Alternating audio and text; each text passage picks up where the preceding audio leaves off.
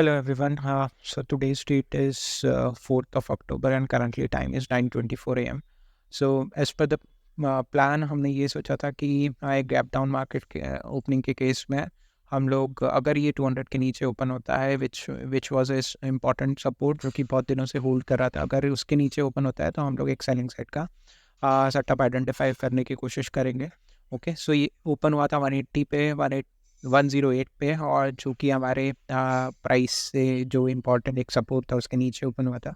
उसके बाद में एक बड़ा सा रेड कैंडल बना, सेम निफ्टी में भी ऐसा ही हुआ, एक बड़ा रेड कैंडल बना था। हमने इनिशियली ये सोचा था कि हम लोग रिट्रेसमेंट के ऊपर बाइंग या सेलिंग का प्लान करेंगे, बट क्योंकि मार्केट ने एक सपोर्ट लिया था जो कि सपोर्ट लिया था नियर अबाउट 44,000 के आसपास से, और सपोर्ट लेके ये ऊपर जाने की बाउंस बैक सेकंड कैंडल पे सपोर्ट लेके ये बाउंस बैक करने की कोशिश कर रहा था, विच इज़ लो अगर इसका देखेंगे विच इज़ 44,009 के आसपास से ये बाउंस बैक करने की कोशिश कर रहा था। तो हमने ये आइडेंटिफाई किया कि यस, यहाँ पे रिटेलर्स ये सोचेंगे कि यहाँ पे 44,000 का सपोर्ट ले लिया है, मार्केट ऊपर जा सकता है।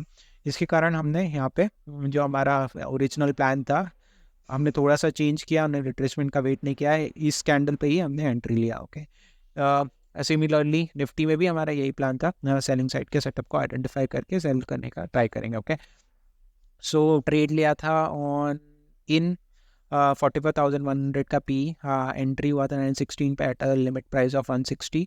टारगेट इनिशियली हमारा प्लान था 200 के आसपास, और एसएल प्लान था 120 के आसपास। दैट मीन्स 40 पॉइंट्स का हमारा टारगेट था, 40 पॉइंट्स का ही हमारा एसएल था। ओके, और अगर मैं इसका चार्ट ओपन करके दिखाता हूँ, सो 916 का कैंडल था जो कि था ये कैंडल। यहाँ पे हमने 160 के आसपास हमारा पोजीशन हुआ था, और उसके बाद में with in 2-3 minutes I think इस कैंडल पे ही हमारा, जब ये 44,000 का नीचे ब्रेक डाउन दे रहा था, इस कैंडल पे हमारा 40-50 पॉइंट्स का टारगेट हिट हो गया। और उसके बाद में मार्केट थोड़ा और ऊपर भी गया था, थोड़ा नहीं बहुत ज़्यादा ऊपर गया था, 30 पॉइंट्स और ऊपर गया था।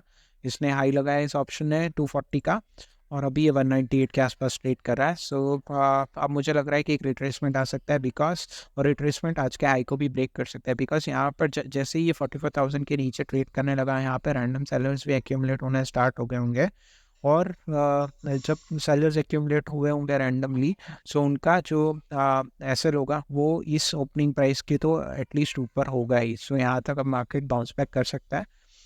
तो that was about today's trade, और जैसा कि हमने प्लान किया था 950 can act as a important support, और वैसा ही हो रहा है। 950 के आसपास से अगर इस कैंडल का लो देखेंगे 940 के आसपास का लो इसका है, सो यहाँ से मार्केट बाउंस बैक करने का ट्राई कर रहा है। So this is about today's video. Thanks for watching. We'll see you in the next video. Bye. I'm closing.